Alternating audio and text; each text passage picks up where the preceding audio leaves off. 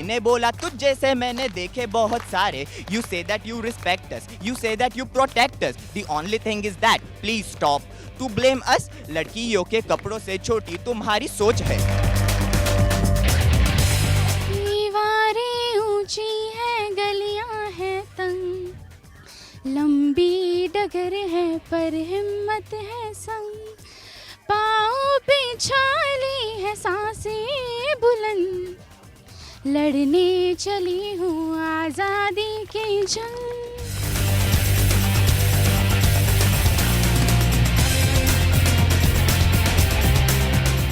आवाज महाराष्ट्राचा विशेष कार्यक्रमात मी संजय आवटे तुमचं स्वागत करतो. आज पुन्हा नवी गाज नवा आवाज. आज मी आहे नाशिकमध्ये आणि नाशिकच्या सपकाळ नॉलेज हब या अतिशय निसर्गरम्य वातावरणातल्या संस्थेच्या प्रांगणामध्ये मी आलेलो आहे. मी इथं आलो आहे त्याला एक खास कारण आहे. ते कारण असं आहे की सकाळ माध्यम समूहाच्या यंग इन्स्पिरेटर्स नेटवर्क या नेटवर्कचं एक शिबिर इथं सुरू झालेलं आहे आणि कॉलेजमधल्या मुलामुलींचं हे शिबिर आहे.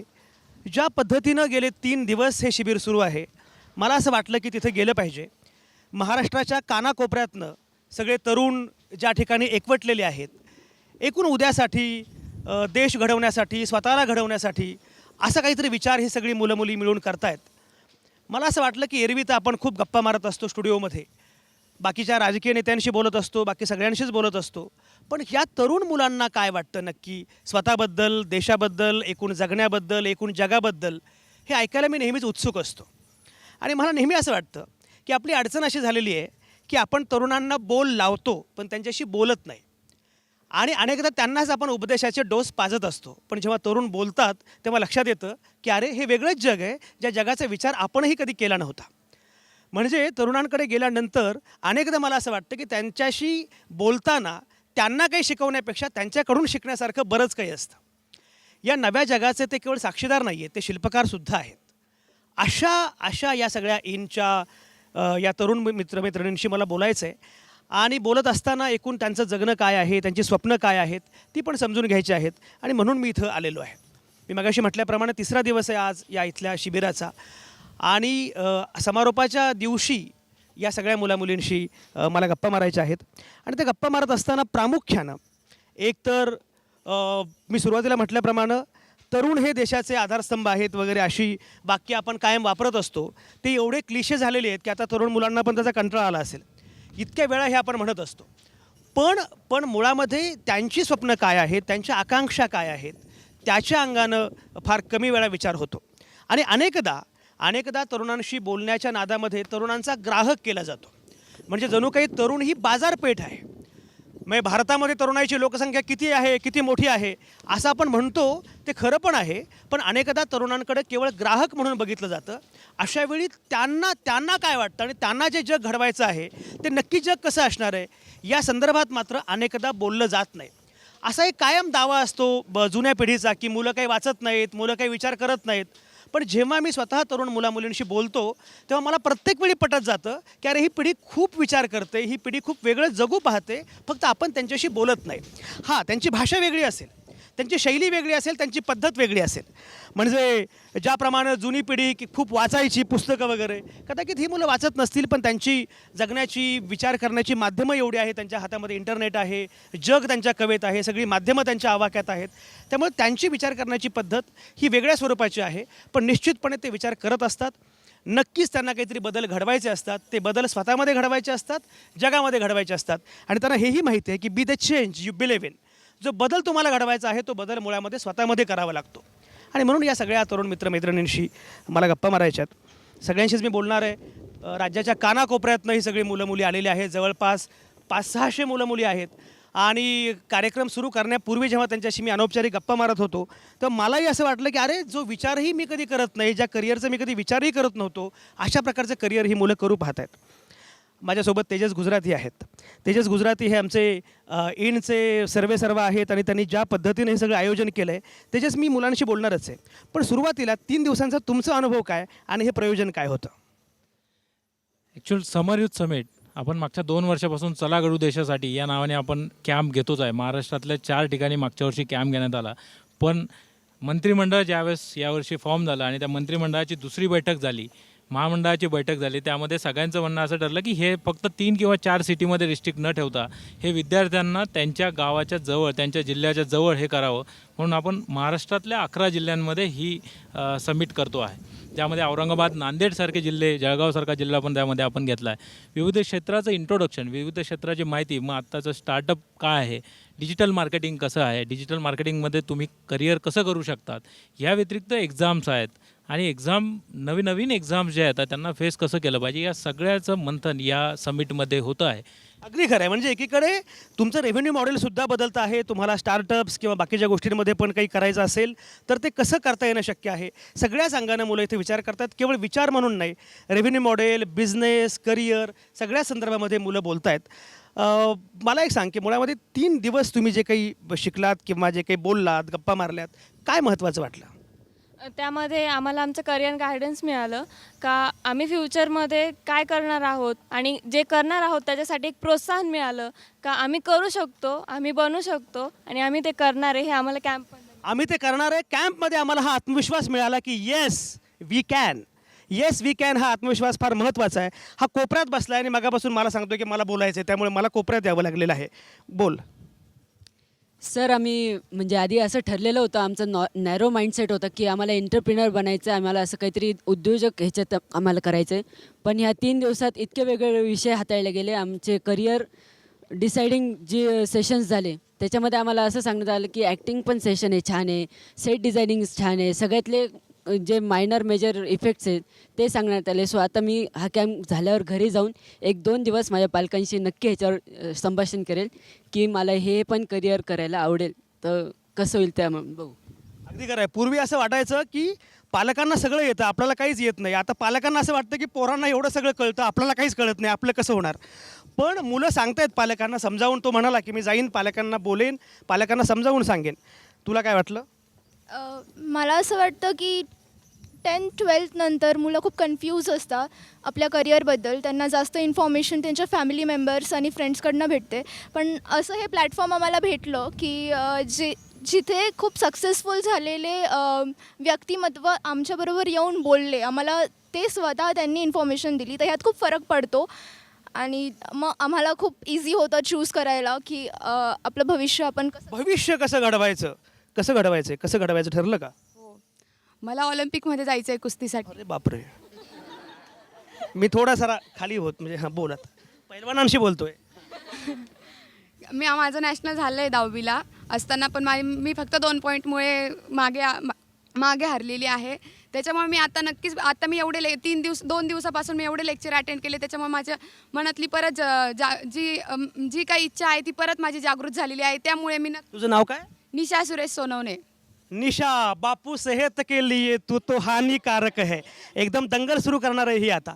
पण प्रत्येकाचा आपापला विचार आहे आणि काहीतरी त्यांना असं वाटतं की मला काहीतरी वेगळं करायचं आहे, वेगळं घडवायचं आहे. तुला काय करायचं आहे? मला मोठं होऊन IAS ऑफिसर बनायचं आहे. माझं हे लहानपणापासूनच स्वप्न आहे. आणि इथे काल आम्हाला स्पेक्ट्रम अकॅडमीच्या मनीषा पवार मॅडम आल्या होत्या. त्यांनी खूप छान गायडन्स केलं. त्याच्यामुळे जे काही UPSC परीक्षेविषयी डाऊट्स होते ते पण क्लिअर झालेत. वंडरफुल. हिला IAS करायचं आहे, आणखी बऱ्याच जणांना काहीतरी करायचं आहे. प्रत्येकाला असं वाटतं आहे की मला जे सूट होतं आहे, मला जे सुसंगत आहे ते काहीतरी करायचं आहे. तुला काय करायचं आहे? मला इंटरनॅशनल कोचिंग करायचं आहे रिदमिक जिम्नॅस्टिकमध्ये. रिदमिक जिम्नॅस्टिक हे काय असतं बुवा? रिदमिक जिम्नॅस्टिक आत्ता मी खेळते, नॅशनल लेवलला खेळले. त्याच्यात मेनली रिदम आणि बॅलन्सवर सगळ्या गोष्टी असतात आणि त्याच्यात करिअर आहे, ऑपॉर्च्युनिटीज आहेत. बट ते आता सध्या नाशिकमध्ये अवेलेबल नाही आहे. बट त्यासाठी मी मुंबई, पुण्यात कुठेतरी चान्सेस घेणार आहेत. रिदमिक जिम्नॅस्टिकमध्ये हिला करिअर करायचं आहे की जे करिअर असू शकतं किंवा जे करिअर आहे ते सुद्धा कदाचित अनेकांना माहिती असणार नाही, पण या क्षेत्रामध्ये करिअर करायचं आहे. मी मगाशी म्हटल्याप्रमाणे प्रत्येकाला काहीतरी वेगळं करायचं आहे आणि त्यासाठी सगळेजण सज्ज झालेले. तुला काय करायचं आहे? मला IPS अधिकारी व्हायचं आहे. त्याच्यासाठी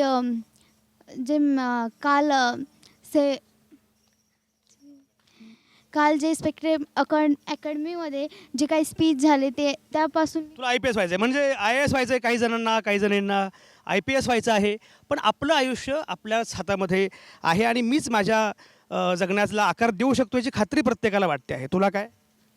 मगाशी तेजस सरांनी जसं सांगितलं की मी इथे या खुर्चीत का बसलेलं नाही आहे, कारण मला माझी अशी इच्छा आहे की तुमच्यापैकी कोणीतरी इथे येऊन बसावं आणि सगळ्यांना मोटिवेट करावं. तर माझी अशी इच्छा आहे का मी त्या खुर्चीत जाऊन. तुझं गाव कुठलं? कोनांबे, कुठला जिल्हा? सिन्नर, नाशिक जिल्हा. अच्छा, नाशिक. कारण माझी अशी इच्छा आहे का मी असं करावं हे खास नाशिकमध्ये असतं. बाकीचे माझी अशी इच्छा आहे की मी असं करावं असं म्हणतात. इथे मात्र का वापरतात माहिती आहे ना? हां, तुम्हाला काय करायचं आहे? मग मी IASची तयारी करायची आहे मला. तर मुलांच्या लाईफमध्ये भरपूर काही असे फेल्युअर्स येतात IAS तयारी करताना किंवा मग कॉलेज लाईफमध्ये. तर हे जे यंग इन्स्पिरेशन नेटवर्कनी जे वर्कशॉप चालवलं आहे, तर त्याच्यात भरपूर असे इन्स्पिरेशन लेक्चर्स झाले. तर त्याच्यामुळे मुलांना अजून इन्स्पिरेशन भेटणं, काही फेल्युअर्सचे जे त्यांनी स्वतःच्या स्टोरीज सांगितल्या, त्याच्याने असं कळतं की आपलं जे एक्सपिरियन्स आहे ते एकदम मोलाचं आहे आणि बाकीच्यांचं पण अजून ऐकलं पाहिजे. आपण अजून कॉन्फिडन्स वाढतो त्याचा. हे फार महत्त्वाचं यानं सांगितलं, कारण अनेकदा असं होतं की आपण बोलतो तेव्हा सक्सेस स्टोरीजबद्दल फार बोलतो, पण खरं म्हणजे यशाच्या कथांबरोबरच फेल्युअर स्टोरीजबद्दल पण बोललं पाहिजे. म्हणजे गुगलमध्ये तर हाऊ गुगल वर्क्स नावाचं पुस्तक आहे, त्यामध्ये अपयशी कथा ते अनेक वाचतात मुद्दाम, आणि तुम्हाला अपयशी व्हायची पण संधी मिळाली पाहिजे. अनेकदा काय होतं की मला यश मिळवायचं आहे, मला नंबर 1च व्हायचं आहे, या नादामध्ये ताण पण वाढतो. तुम्हाला हवं ते करता आलं पाहिजे, अपयश पण आलं पाहिजे, आणि मग हळूहळू ठरवलं पाहिजे की आपल्याला काय करायचं आहे. कारण शेवटी यश हा मुक्काम नसतो, यश हा प्रवास असतो. त्यामुळे त्या प्रवासाच्या अनुषंगानं ही सगळी मंडळी जे करतायत, जे बोलतायत, ते मला स्वतःला फार महत्त्वाचं वाटतं आहे. तुला काय करायचं आहे? सर, मला प्रोफेसर व्हायचं आहे. आपण पाहतो आपला जो सिलेबस आहे ना, तो एकदम आउटडेटेड आहे. तर त्या पुस्तकाच्या वर जाऊन मुलांना शिकवायचं आहे. अच्छा, याला प्राध्यापक व्हायचं आहे, चांगला प्राध्यापक व्हायचं आहे. बरं, आता असे प्राध्यापक असतील तर मुलांचं कल्याणच होणार आहे. चांगल्या अर्थानं म्हणालो रे, असं काही नाही. हां, एक सेकंद. हां, मला एअरफोर्स जॉईन करायचं आहे. मी आता NCC पण जॉईन करणार आहे. So I want to be a commercial pilot. Wow, commercial pilot. बघा, कोणाला विमानं उडवायची आहेत, कोणाला आणखी काय व्हायचं आहे. हे सगळं करत असताना काही सक्सेस स्टोरीज, काही आयकॉन्स आपल्या समोर असतात की त्यांना आपण आयकॉन मानतो, त्यांना आपण सक्सेस स्टोरीज मानतो. प्रत्येकाच्या मनामध्ये असे काही आयकॉन असतात. मला एक सांग की तुझ्या मनातला आयकॉन कोण आहे की मला असं काहीतरी व्हायचं आहे? मला पहिल्यापासून सायकलिस्टच व्हायचं होतं. आज नेमकी मग हितेंद्र महाजन सर आले की त्यांनी ते म्हणजे अगोदर मला वाटायचं सायकलिस्ट होणे शक्य नाही, म्हणजे थोडं अवघड आहे इतकं करणं. पण जेव्हा हितेंद्र महाजन सरांनी सांगितलं की मी स्टार्टिंगपासून नाशिकपासून त्र्यंबकपर्यंत जायचो. मी आत्ता त्र्यंबकपर्यंत जातो कधी कधी, पण आता रेग्युलर जावंच लागेल, कारण की सरांनी सांगितलं प्रॅक्टिस मेक्स मॅन परफेक्ट. आपल्याला सराव करावाच लागेल. मग आता त्यांच्याच पावलावर पाऊल पट ठेवत मला अमेरिकन म्हणजे ॲक्रॉस अमेरिका, मलाही तिथे जाण्याची खूप इच्छा आहे. मी आता मुंबईला गाडीनं जाऊ ना? मला काय वाटलं की हा सायकलवर तुम्हाला डबल शीट घेऊन जातो म्हणतो की काय. मी मगाशी म्हटलं की बघा, मगाशी कोण, हितेंद्र महाजन ना, हितेंद्र महाजन आले होते, सायकलिस्ट नाशिकमधले, आणि त्याच्यामुळे सुद्धा मुलं आणखी प्रभावित झाली की अरे हे पण करिअर होऊ शकतं, सायकलिस्ट असणं हे सुद्धा करिअर आहे. आपण आयकॉन्सबद्दल बोलतो आहोत की आयकॉन्स किती महत्त्वाचे आहेत आणि काय पद्धतीनं तुम्ही आयकॉनिक स्टोरीजकडे बघता, तुम्ही कसं बघताय? कालच कार्यक्रमामध्ये कृषी क्षेत्रातील माननीय अविलास शिंदे आले. त्यांनी कृषी क्षेत्रात खूप मोठी प्रगती केली आहे. नाशिकचा एक कृषी क्षेत्रातला मोठा वाटा आहे आणि त्या पद्धतीत त्यांनी प्रगती कशी केली, एक ट्रॅव्हलिंग एजंट टाईप प्रोग्रेस करून त्यांनी इथला माल मुंबईमध्ये नेला आणि मोठ्या प्रमाणात कृषी क्षेत्रात प्रगती घडून आणली.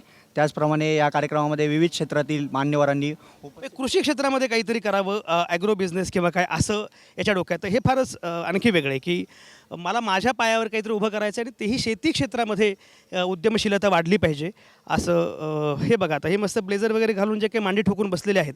बोला सर, मला ग्रेट पॉलिटिशियन बनायचं आहे. वाटलंच मला, तुम्ही ज्या थाटात मांडी घालून बसलेले आहात ना, म्हणजे काय प्रश्नच नाही.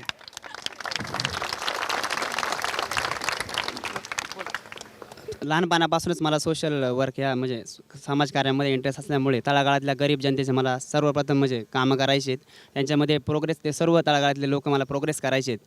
ती शैक्षणिक दृष्टिकोनातून म्हणजे त्यांच्या आर्थिकदृष्ट्या सगळं त्यांना सुजलाम सुफलाम मला पूर्ण प्रोग्रेस करायचं आहे तळागाळात.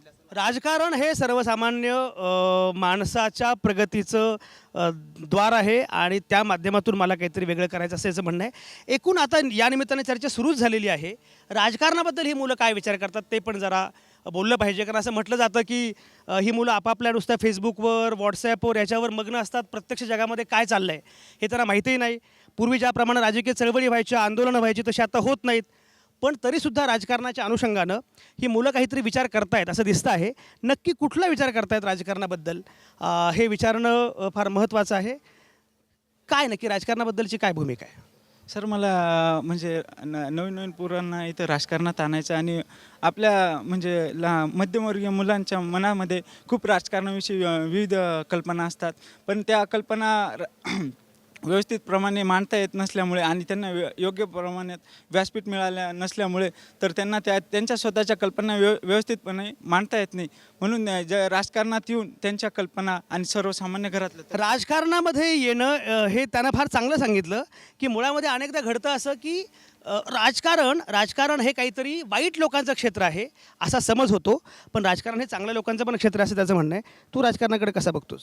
तुम्ही आता जे बोललात ते एकदम बरोबर बोललं की सगळ्यांना असं वाटतं की राजकारणात जे लोक येतात ते एकतर म्हणजे अनपढ असतात किंवा शिकलेले नसतात, 10वी पास 10वी नापास असे लोक असतात.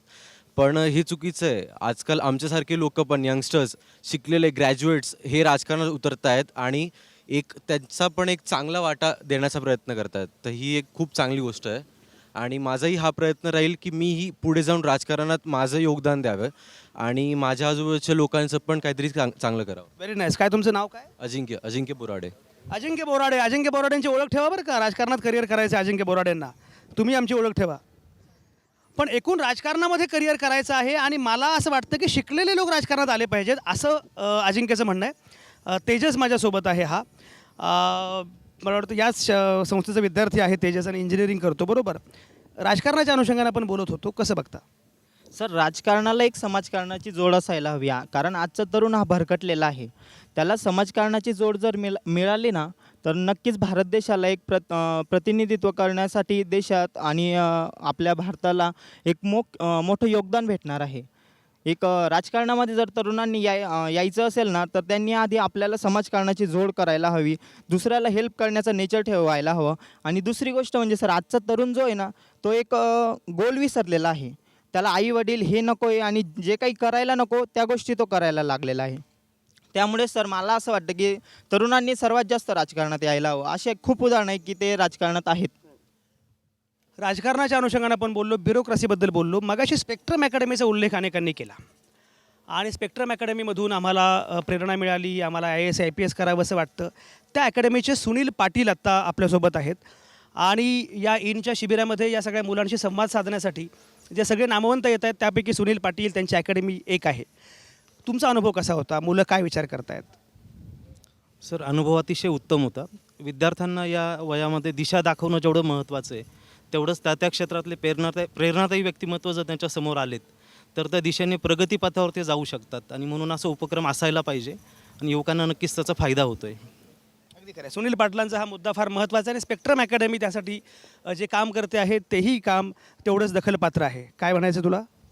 सर, मागच्या वर्षी मी इनचा पालकमंत्री होतो आणि मागच्या वर्षीसुद्धा चला घडू या देशासाठी पुण्यामध्ये मी शिबिर आयोजित केलेल्या असल्याकारणाने तिथं सहभागी झालो होतो.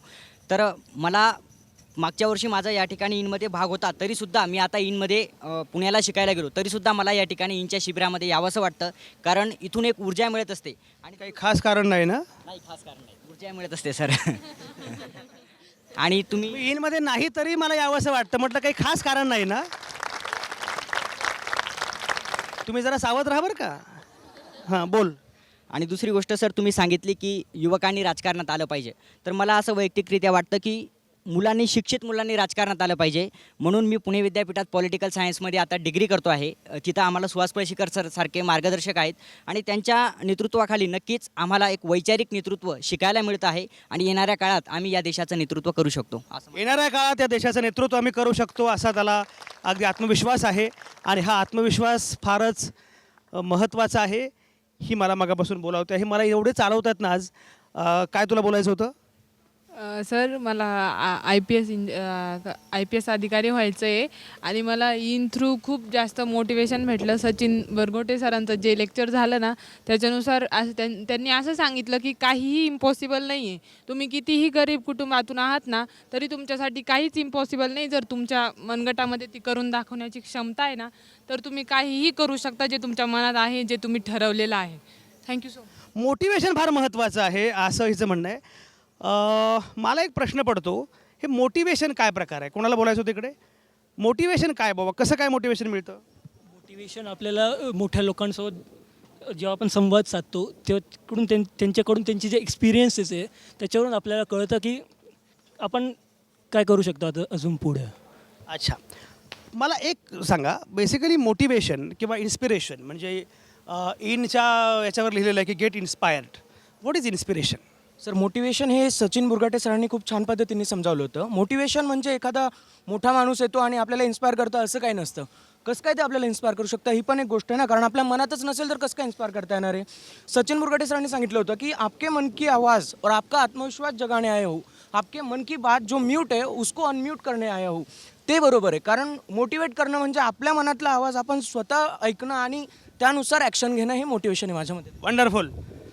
पण सगळ्यांनी फोन मात्र म्यूट मोडमध्ये ठेवा बरं का. एकदम. हां, तुला बोलायचं आहे का? माझं असं म्हणणं होतं की जसं माझ्या मित्राने सांगितलं की मन की आवाज को अनम्यूट करा, म्हणजेच की तुमच्या मनात जाऊन तुम्ही जे तुमचे थॉट्स आहेत त्यांना तुम्ही डेव्हलप करा, किंवा ते तुमचं जे तुम्हाला गोष्ट ती जाणवती आहे पण तुम्ही एक्सप्रेस नाही करू शकत ती तुम्ही एक्सप्रेस केली पाहिजे. हेच इन्स्पायरेशन आहे. हेच इन्स्पिरेशन आहे. हिला काहीतरी बोलायचं आहे. मला असं वाटतं की मोटिवेशन हे कुठून असं मिळत नाही. आपण 10 मोटिवेशनल स्पीच रोज ऐकले तरी पण कोणी यशस्वी होत नाही जोपर्यंत आपण स्वतः काही ठरवत नाही. त्याच्यामुळे मोटिवेशन असं कुठून मिळतं असं मला वाटत नाही. स्वामी विवेकानंदांनी शिक्षणाची व्याख्या सांगितली होती आणि त्यांनी असं म्हटलं होतं की what is education? Education is the manifestation of the perfection which is already within the man.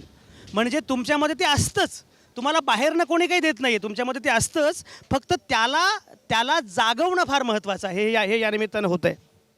Motivation आपल्याला गरजेचं असतं, कारण जेव्हा आपल्याला अपयश येतं तेव्हा त्या अपयशातून बाहेर येण्यासाठी आपल्याला काहीतरी इन्स्पायरिंग लागतं. माझे IPS विश्वास नागरी पाटील आहे, त्यांचे टोटल सगळे फोटो FBवर जेवढे अपलोड झालेले, गुगलवरती जेवढे अपलोड झालेले सगळे फोटो मी माझ्या गॅलरीमध्ये सेव्ह आहे आणि ते फोटो पाहून मी दररोज इन्स्पायर होते. अरे पण फोटो बघून इन्स्पायर होण्यापेक्षा त्यांनी एक पुस्तक लिहिले ते वाचायचं ना. ते वाचलंच ना. हां, नशीब. छान छान. हां, तुला काय आहे? ॲक्च्युली 3 दिवसापासून चाललेल्या सेशनमध्ये आम्हाला एक नवीन उत्साह, नवीन उमेद, नवीन आनंद भेटलेला आहे. परंतु सगळेजण आत्ता करिअरबद्दल बोलत आहे, परंतु कोणी असा विचार केला नाही की पालकांचा मुलांकडून काय अपेक्षा आहे आणि मुलांची नेमकं इच्छा काय. तर पप्पा कहते हैं, पालक बोलता की तुम्ही MBBS करा, मुलाला वाटतं MPSC UPSC द्यावी आणि त्याचा मित्रवर्ग बोलतो की तू माझ्यासोबत इंजिनिअरिंग कर. तर यावेळेस मुलाला त्या ठिकाणी त्याची जे सिच्युएशन असते त्या सिच्युएशनमध्ये तो पूर्ण गडबडून जातो. परत त्याने सपोजली घरच्यांच्या म्हणण्यानुसार MBBSला घेतलं तर तिथे तो फेल झाला, तर परत त्याच्यावरती आत्महत्येचा प्रश्न येतो. ह्या गोष्टी झाल्या. आणि सपोजली एका जण इंजिनिअरिंगला गेला तर इंजिनिअरिंगमध्ये गेल्यानंतर त्याला त्या 3 इडियट्समधला डायलॉग आहे ना, तो कामयाबी काय, कोण सांगेल मला तो डायलॉग? तुम्ही तुमच्या मनाप्रमाणे करा म्हणजे कामयाबी सहज मिळेल, असं काहीतरी वाक्य डायलॉग आहे ना. कोण सांगेल कामयाबी पीछे आती है वगैरे? कोण सांगेल? तू सांगशील? सांगायचं असतं आणि कोपऱ्यात बसायचं असतं. कसं होणार असं? हां हां. बेटा कामयाब नहीं काबिल बनो, कामयाबी साली झक मार के पीछे आएगी तेरे. तो ये सब काबिल बनने वाले लोग हैं, काबिल बनने वाले लोग हैं. टाळ्या शिट्ट्या. अरे वाह, क्या बात है. वाह वाह वाह वाह वाह वाह. Yes yes yes. एक सेकंद. हां सर, मला सोशल वर्क करायला आवडतं आणि आम्ही त्याची स्टार्टिंग आमची येवल्यापासूनच केली आहे. तिथे मायबोली शाळा आहे, तिथे आम्ही जातो, त्या मुलांसाठी काय गरजेचं आहे ते देतो आणि त्यातून मला आनंद मिळतो. वा वा. सामाजिक काम मला करायचं आहे, त्यातनं मला आनंद मिळतो. मला आता ब्रेक घ्यायचा आहे. ब्रेकपूर्वी मी जरा ब्रेकअपबद्दल वगैरे बोलणार नाही, पण मी असं विचारणार आहे ब्रेकपूर्वी की बॉयफ्रेंड असणारे किती मुली आहेत आणि गर्लफ्रेंड असणारी किती मुलं आहेत? हात वर करा. अरे टाळा काय, टाळा. अरे हो, प्रॉब्लेम नाही बरं का, हा कार्यक्रम आई वडील बघतील ही भीती आहे. अच्छा अच्छा अच्छा अच्छा, पण तरीही आई वडिलांनी बघितलं तरीही बिघडणार नाही असं ज्यांना वाटतं त्यांनी हात वर करा की yes I have a girlfriend. असं कोण आहे? कोणी? अरे काय आहे, एकही नाही. असं कोण आहे की जिला बॉयफ्रेंड आहे? असं कोणी नाही. अच्छा, हे मला काय म्हणतात माहिती आहे का? ऐका तुम्हाला मुद्दाम सांगतोय, हे कॅमेऱ्यावर यायला घाबरतात. मला असं म्हणतात की कॅमेरा तिकडे टर्न करा मग आम्ही हात वर करतो. त्यामुळे तमाम आईबापांनी लक्षात घेतलं पाहिजे की दाल में कुछ काला है. ही सगळी चर्चा, या सगळ्या गप्पा आपण करत राहूच. तुम्ही कुठेच जाऊ नका. आता या क्षणी मी घेतोय एक छोटासा ब्रेक. लड़की ने बोला तुझ जैसे मैंने देखे बहुत सारे. You say that you respect us. You say that you protect us. The only thing is that please stop to blame us. लड़कियों के कपड़ों से छोटी तुम्हारी सोच है. दीवारें ऊंची है, गलियां है तंग, लंबी डगर है पर हिम्मत है संग, पाँव पे छाली है सांसें बुलंद, लड़ने चली हूँ आज़ादी की जंग.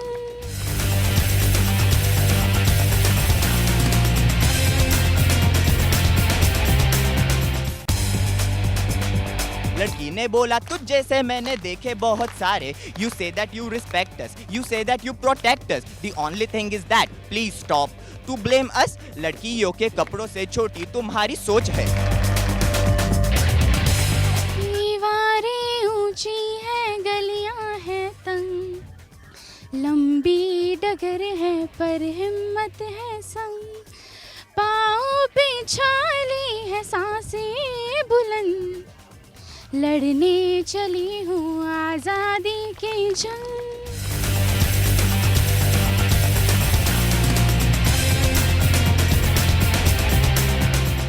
आवाज महाराष्ट्राच्या विशेष कार्यक्रमात तुमचं पुन्हा एकदा स्वागत.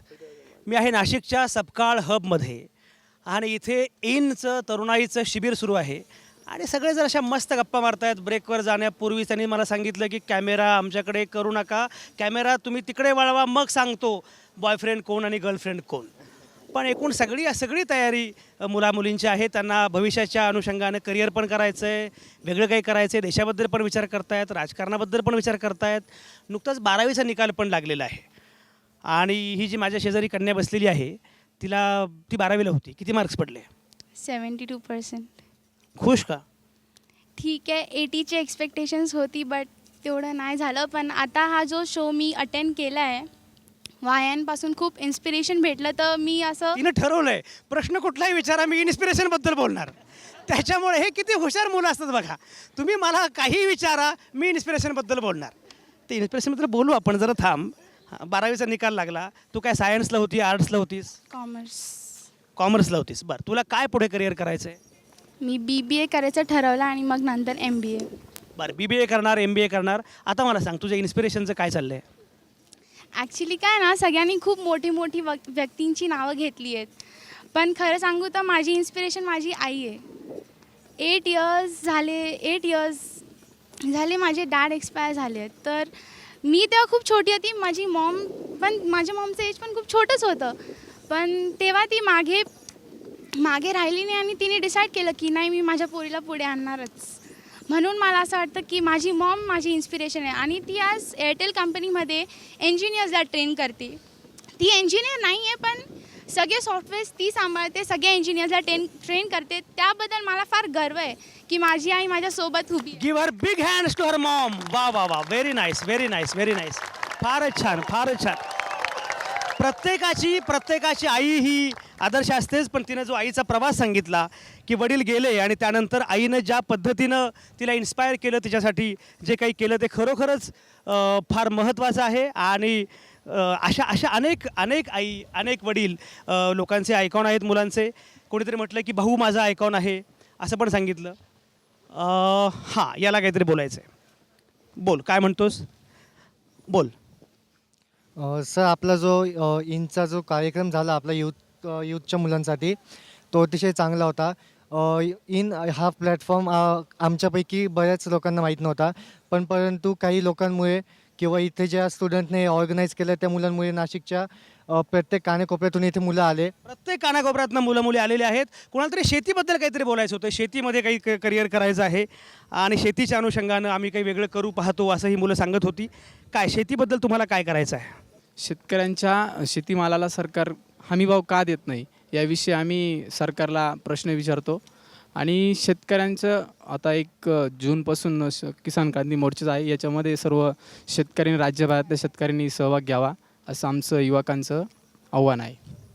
अच्छा, म्हणजे शेतीच्या संदर्भामध्ये काहीतरी केलं पाहिजे असं यांचं म्हणणं आहे. तुम्हाला काय सांगायचं आहे? कर्जमाफीमुळे शेतकरी टोकाचा निर्णय घेतोय आत्महत्या करण्याचा, की सरकारला हे कळत नाही आहे की सरकारला शेतकऱ्यांचे प्रश्न समजून घ्यायचे नाही ते. शेतकऱ्याच्या मालाला हमीभाव देणं हे सरकारचं प्राथमिक कर्तव्य आहे. शेतकऱ्यांबद्दल ही मुलं फार जागरूकपणे बोलत आहेत. शेतकरी कुटुंबातली मुलं आहेत आणि काही महत्त्वाचे मुद्दे मांडत आहेत. सर, एकंदरीत आजची शेतीची परिस्थिती बघत असता निसर्ग देखील कोपलेला आहे. सगळ्या गोष्टींची सांगड घालता घालता शेतकऱ्याला आत्महत्येपर्यंत पोचावं लागतं आहे. तर एकंदरीत वर्षभरात होणाऱ्या आत्महत्या याचा विचार केला गेला असता सरकारनं याबाबत काहीतरी ठोस निर्णय घेतला पाहिजे का? सरकारनं काहीतरी केलं पाहिजे. शेतकऱ्यांची अवस्था जी आहे ती सुधारली पाहिजे. काय तुमचं काय म्हणायचं आहे? शेतीबद्दलच. महाराष्ट्र हा कृषीप्रधान देश आहे, त्याच्यामध्ये दिवसेंदिवस शेतकरी हा आत्महत्या करत आहे. कुठल्याही मालाला भाव नसल्यामुळे कांदा पाहिलं तर 80 रुपये, नंतर टमाटे पाहिले तर 2 रुपये, अशा पद्धतीने ज्या गोष्टी चालल्या आहेत त्याचा कोणी विचारच करत नाही शेतकरीचा.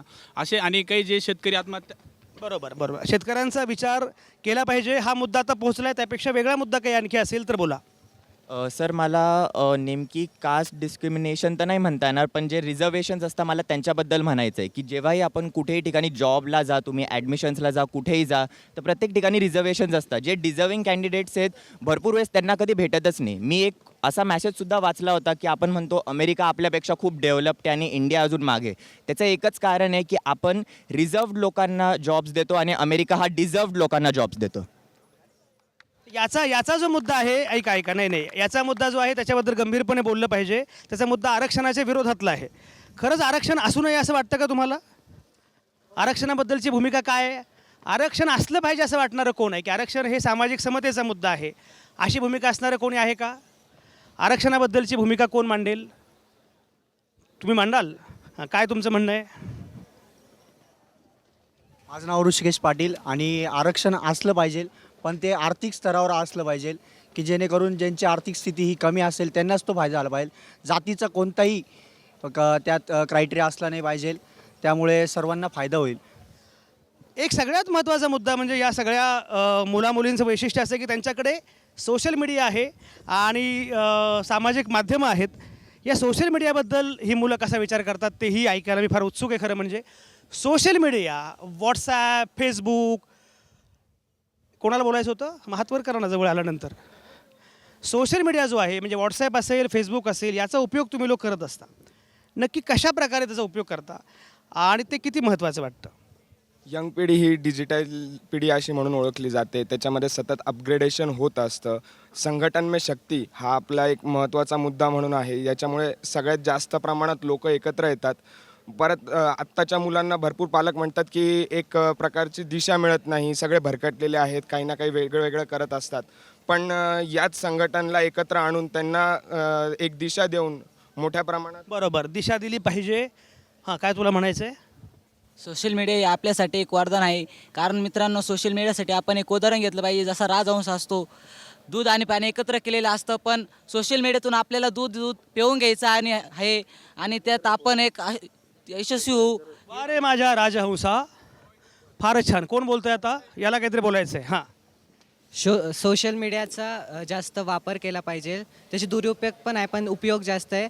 जसं त्याचा आपण अभ्यासात उपयोग करू शकतो. आपण त्याचा उपयोग करू शकतो, त्याचा उपयोग केला पाहिजे असं यांचं म्हणणं आहे. बरं, काय तुमचं म्हणणं आहे? कोणाला म्हणायचं होतं? बोला. सर सोशल मीडिया हे खूप चांगलं आहे, पण ते आपल्यावर असतं ते कसं आहे. सोशल मीडियावरती आपण आपल्या न्यू बिझनेस काय आपल्याला करिअर गायडन्स वगैरे भेटायचं असेल तर आपल्याला त्याच्यावर सगळं भेटतं सर. आपल्याला जर आपण सपोज व्हॉट्सअपवर आत्ता जर काही आपण रिझल्ट, आता तसं 10वी-12वीचा रिझल्ट आहे, रिझल्टची डेट डिक्लेअर झाली, लगेच सगळ्या मुलांना व्हॉट्सअप जरूर सगळ्यांना कळाली रिझल्टची डेट काय, म्हणून सर सगळं नेट. बरोबर, त्यामुळे एकूण माहिती होणं याचा फार मोठा उपयोग होतो आणि हे महत्त्वाचं आहे असं याचं म्हणणं आहे. काय तुला काय बोलायचं होतं? विषय जरी धरला जर सोशल मीडिया, तर आपल्याला आता घरी सांगता की बा न्यूजपेपर वाचा किंवा न्यूज वाचा, तर मला तरी असं वाटतं की बा घरी बसल्यापेक्षा आपण यूट्यूबवर किंवा फेसबुकवर तरी आता येतच, करिअर गार्डन्सवर येतच असेल किंवा न्यूज जरी येत असेल तरी तिकडे बघितल्यापेक्षा तर काही लोकांना वाटतं की हे मोबाईल धरून बसता, खूप वेळ मोबाईल धरून बसतात. तर माझ्या मते हे नसावं, कारण त्यांना असंही वाटत असेल की हे खूप वेळ मोबाईल धरता किंवा त्यांचा अभ्यासाव्यतिरिक्त वेळ मोबाईलमध्ये टाकता किंवा लॅपटॉपमध्ये टाकता. तू असं म्हटल्यामुळे मला माझ्या मोबाईलची आठवण आली. तासभर झाला मी मोबाईल बघितलेलाच नाही आहे. हां, काय सांगायचं आहे? सर सोशल मीडियाबद्दल सांगायचं झालं तर आजच्या तरुणाईला एकत्र आणणारा आपला सोशल मीडिया आपण आत्तापर्यंत बघतो. कालच आमच्या इकडे इनमध्ये प्रमोद गायकवाड येऊन गेलेत. त्यांनी एक सोशल कॉजवर सगळ्या तरुणाईला एकत्र आणण्यासाठी सोशल मीडियाचा प्लॅटफॉर्म यूज केला. सोशल कॉजसाठी सुद्धा सोशल मीडियाचा उपयोग करता येतो. या सेशन्समध्ये एक महत्त्वाचा मुद्दा होता स्टार्टअप. स्टार्टअपच्या अनुषंगाने कोणाला काय सांगायचं की स्टार्टअप आता हे किती महत्त्वाचे आहेत किंवा बिझनेस मॉडेल म्हणून स्टार्टअपचा उपयोग कसा होऊ शकतो, काय होऊ शकतं? सर आजकालच्या म्हणजे याच्यात जर आपल्याला काही चांगलं बनायचं आहे तर आपल्याला स्टार्टअप घ्यायलाच लागतो. आपल्याला क्राऊडमधनं बाहेर उभं राहायलाच लागतं. पूर्ण क्राऊडच्या मध्ये आपण राहिल्यावर आपण स्वतःची एक वेगळी इमेज क्रिएट नाही करू शकत आणि आजकालच्या दुनियेत स्वतःची एक वेगळी इमेज क्रिएट करणं खूप गरजेचं आहे. वेगळी इमेज क्रिएट करणं फार महत्त्वाचं आहे. आणि अरे ही वेगळी जोडी दिसते इथे. हे काय बाबा? अरे कसं काय चाललंय? ही वेगळी जोडी आहे इथे. तुम्ही पती पत्नी आलेले आहात, काय विशेष? मग यांनी तुमचा आदर्श घ्यावा म्हणून का? तुम्ही असं बसल्यामुळे इथे पण असे बसतील. हे कठीणच आहे. म्हणजे काय नक्की काय आहे, जरा पराक्रम सांगा मला. मी भांगे शिवशंकर. माझं शिक्षण पूर्ण झालं. मी खेड्यात राहणारा मुलगा, मला मार्गदर्शन भेटत नव्हतं. इथं बसलेला माझा मित्र रामशिंदे त्यांनी मला गायडन्स केलं. मी या कार्यक्रमात सहभागी झालो. या कार्यक्रमातून मला मार्गदर्शन भेटलं. मला जे स्वप्न पूर्ण करायचे त्याबद्दल मला प्रेरणा भेटली. आणि प्रेरणा भेटली ही कुठे भेटली? लग्न झालं तुमचं? हो. कधी केलं? वर्ष झालं. बरं. आणि त्यानंतर तुम्हाला असं वाटलं की आपण दोघांनी इथं आलं पाहिजे, कशामुळे वाटलं? आम्हाला दोघांना पण शिक्षणाची आवड आहे आणि काहीतरी बनण्याची इच्छा आहे, पण आम्हाला मार्गदर्शन भेटत नव्हतं. सहकारी मित्र मंडळाच्या वतीनं आम्ही इथं आलो. आम्हाला इथून. तुमचं नाव काय? संगीता शिवशंकर भांगे. बरं, इथं आल्यानंतर कसं वाटलं? छान वाटलं आम्हाला. आमच्या करिअरविषयी काहीतरी आमचं करिअर घडवण्याचं काहीतरी काय घडवायचं असं वाटतं आता? काय करायचं पुढे? मला PSI व्हायचं आहे. PSI होऊन समाजसेवा पण करायचे आणि जे समाजामध्ये जे काही अत्याचार घडतात ते आजच्या वंडरफुल. हे या पद्धतीने म्हणजे लग्न झाल्यानंतर त्याला असं वाटलं की मी बायकोला घेऊन इथं आलं पाहिजे, कारण माझं लग्न जरी समजा अगदी कमी वयात झालं असलं तरीसुद्धा त्यानंतरसुद्धा मी माझ्या आयुष्याला आकार देऊ शकतो, मी तिच्या आयुष्याला आकार देऊ शकतो. हे वाटणं हीच फार मोठी गोष्ट आहे. त्यामुळे त्याचं खरंच कौतुक केलं पाहिजे, अभिनंदन केलं पाहिजे. बाकीच्याही मुलामुलींनी इथे काहीतरी बोलायचं आहे. हां, तुला काय बोलायचं आहे?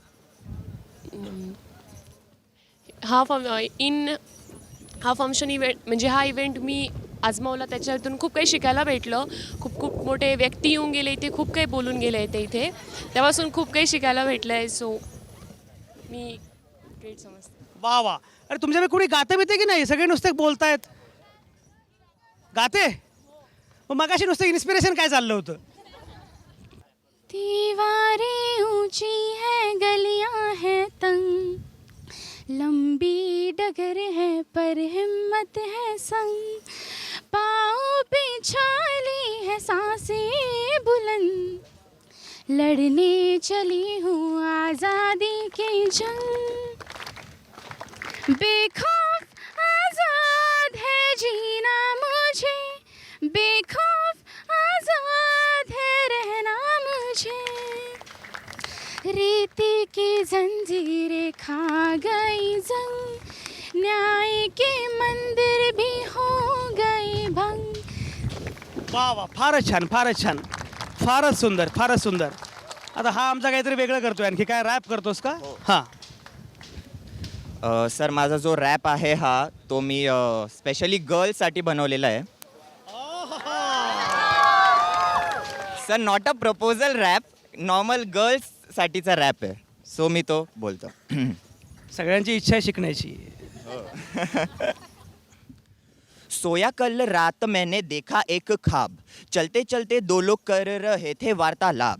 एक लड़का हट्टा कट्टा सा, एक लड़की भोली भाली, हो रही थी अनबन न जाने किस बात पर इतनी सारी. लड़का बोला तुझको इतनी फ्रीडम देना ना सही है, तू जैसे बाहर जाए सबकी नज़र तुझ पर ही पड़ी है. तू निकल घूंघट डाल के ताकि मैं चल सकूँ शान से, वो कर भी ले मगर तेरी शान किस बात में. लड़की ने ये सुनते ही मना किया उसको साफ, मेरे घूंघट डालने में कैसा है ये इंसाफ. तूने देखी मेरी सोच, तूने देखी मेरी यारी, अब देखना तुझ पर कैसी भारी पड़ती है ये नारी. जैसे जैसे बढ़ने लगी उनकी बातें आगे, लड़की ने बोला तुझ जैसे मैंने देखे बहुत सारे. You say that you respect us, you say that you protect us, the only thing is that please stop to blame us. लड़कियों के कपड़ों से छोटी तुम्हारी सोच है, होते इतने अत्याचार क्योंकि तुम्हारे दिमाग में आई मोच है. तुम जानते हो कोई भी हो सपना वो कर देती है सच, but bro don't angry them too much. जब आए उन्हें गुस्सा तो होता है पहाड़ सा, जब मांगे तुमसे माफी इट्स लाइक ठंडा बहता हुआ पानी. चाहे हो तुम्हारी वाइफ, माँ, बहन हो या girlfriend, don't stop, she will complete and reach the end. अरे क्या बात है, क्या बात है. वाह वाह, give him big hands. Very nice, very nice, very nice. आणि बघा बघा, तो जे म्हणाला की तुम्हारी सोच छोटी आहे कपडों से, हे सगळ्यात महत्त्वाचं आहे. आणि तू म्हणत असताना मुली ज्या प्रकारे इम्प्रेस झाल्यात, पुढचा दिवस तुझा आहे.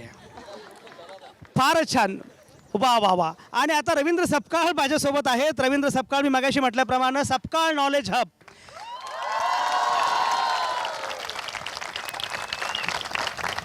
सपकाळ नॉलेज हबचे CMD आणि संस्थापक अगदी सर्वेसर्वा असणारे रवींद्र सपकाळ इथे आलेले आहेत, ज्यांनी ज्या पद्धतीनं हे सगळं सुरू केलेलं आहे इथे. आणि या इथे आल्यानंतरच मला स्वतःला असं वाटलं की खरंच मुळामध्ये तुम्ही ज्या प्रकारे काम करता आहात ते काम तर दिसतंच आहे, पण इनचं शिबिर इथं व्हावं अशी तुमची इच्छा का होती आणि त्यामागची भूमिका काय? नाही, सकाळचे जास्तीत जास्त कार्यक्रम आम्ही जॉईंटली करत असतो. आणि ज्यावेळेस इनची टीम, गुजराती सर आणि बाकी मंत्रिमंडळ, जगदाळेजी हे आले आणि त्यांनी आमच्यासमोर ही संकल्पना मांडली आणि आम्ही एका सेकंदात हो म्हटलं. ते म्हणजे अहो आपण चर्चा करायला पाहिजे. काय मला चर्चा करत बसण्यापेक्षा काम सुरू करून द्या. क्या बात आहे, वा वा वा वा वा वा वा वा. हे फार महत्त्वाचं आहे. तेजस गुजरातींच्या नेतृत्वाखाली इनचं मंत्रिमंडळ आलं. याचं कारण असं आहे, महाराष्ट्रामध्ये सरकार कोणाचंही असो, खरं सरकार इनचं असतं. त्याच्यामुळे इनचे मंत्री गेले एकदा की ते काम होतं. पण फायनान्स मिनिस्टर आहे. हो, तेजस तेजस अर्थमंत्री आहे तुमचा. त्याच्याशी मागाशी मी बोललो, तो इनचा अर्थमंत्री आहे. एकूण तरुणाईकडं, कारण तुम्ही इतकी वर्ष आता सगळ्या या क्षेत्रात काम करता, तरुणांकडे कसं बघता? ज्ञान घेऊन आपण सर्वोपरी होऊ हे विसरून जायचं. कारण आता सध्या जे अभ्यासक्रम आहे की जे 15-20 वर्ष बदलत नाहीत. आणि त्या इंजिनिअरिंगच्या फर्स्ट इयरला मुलाला काय शिकवतात तर ती सायकलची चेन टाकायचं शिकवतात. म्हणजे हे दुर्दैव म्हणायला पाहिजे. अभ्यासक्रम आता मार्केटमध्ये जी त्यांची रिक्वायरमेंट आहे त्याच्याप्रमाणे तो 2-5 वर्षात बदल होणं अत्यंत आवश्यकता आहे. त्यामुळे या विद्यार्थ्यांचं पुढं भविष्यामध्ये जर त्यांना चांगलं व्हायचं असेल तर ओव्हरऑल डेव्हलपमेंटकडे त्यांनी लक्ष दिलं पाहिजे, अशी माझी ठाम इच्छा आहे. अगदी खरं आहे, ओव्हरऑल डेव्हलपमेंटकडे लक्ष दिलं पाहिजे. आणि हा रवींद्र सपकाळ यांनी मांडलेला मुद्दा अतिशय खरोखरच महत्त्वाचा होता. हा, हिला काहीतरी बोलायचं आहे. आता माझा वेळ संपत आला आहे, बोल. Actually sir, I am a student of SKH and I am as part of a in. मला सपकाळ सरांना खूप मोठं थँक्स म्हणायचं आहे की त्यांनी एवढा मोठा प्लॅटफॉर्म आम्हाला इथे उभा करून दिला. तसेच त्यांनी त्यांच्या एन्व्हायरमेंटमध्ये हा शो घेण्याची एक संधी आम्हाला दिली.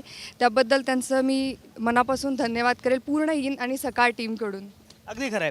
तेजस मगाशी या सगळ्या संस्थेबद्दल फार भरभरून सांगत होता. मला अभिमान वाटतो, मला गर्व वाटतो. मला मध्ये क्षणभर असं वाटलं की ही संस्था रवींद्र सपकाळ यांनी स्थापन केलेली नाहीच आहे, ही तेजसनं स्थापन केलेली आहे.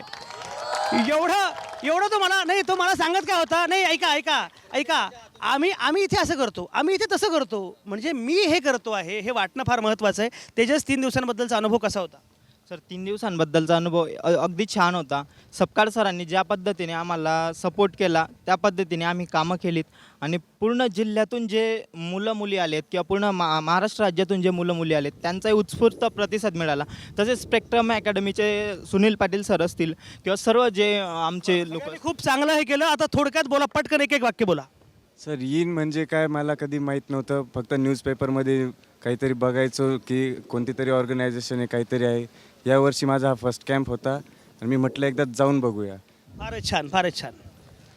नमस्कार, माझं नाव प्राची जगताप. आम्हाला इनच्या माध्यमातून एक खूप असा प्रोत्साहन मिळालं, स्पेशली गर्ल्सला, की मागच्या 2 दिवसाला मिस नैना गावीत आल्या होत्या आणि त्यांनी हा संदेश दिला की एका मुलीने राजकारणात उतरायला हवं. की मुलींना असं म्हटलं जातं की मुलींना राजकारणात प्लॅटफॉर्म दिला जात नाही किंवा मुलींना तिथे कमी लेखलं जातं, पण नैना गावीत हे आमच्यासमोरचं एक खूप मोठं इन्स्पिरेशन होतं की मुलींना राजकारणात खूप मोठा वाटा मिळतो आणि आपणही काहीतरी करू शकतो. राजकारणात तुम्हाला करिअर करायची इच्छा आहे?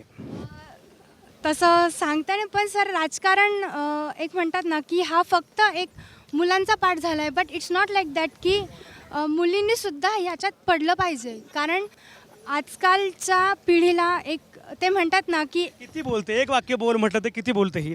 पण ही सगळी चर्चा आपण ऐकली. मुलं काय विचार करतात, मी सुरुवातीला म्हटलं होतं की आपण अनेकदा मुलांना बोल लावतो आणि आपल्याला असं वाटतं की मुलं विचारच करत नाहीत, मुलं वाचत नाहीत, मुलं गंभीर नाहीत.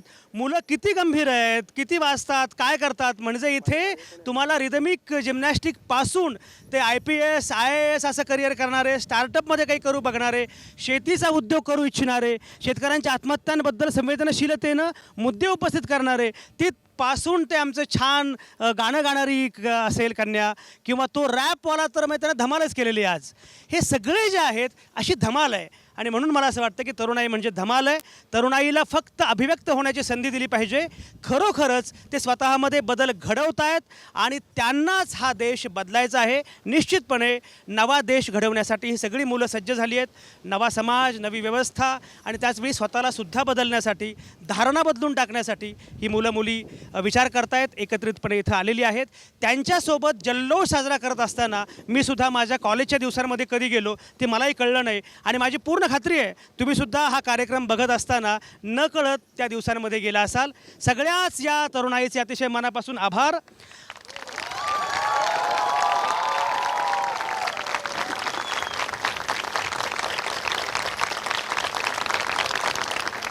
मी त्यांना काय दिलं माहीत नाही, पण त्यांनी आपल्या सगळ्यांना ऊर्जा दिलेली आहे आज. त्यामुळे सगळ्यांचे अतिशय मनापासून आभार. आज थांबतो इथंच. पुन्हा भेटू येत्या सोमवारी संध्याकाळी 7 वाजता. आता आवाज महाराष्ट्राचा हा कार्यक्रम संध्याकाळी 7 वाजता असतो. तुमच्या आतल्या आवाजासह पाहत आणि ऐकत रहा आवाज महाराष्ट्राचा.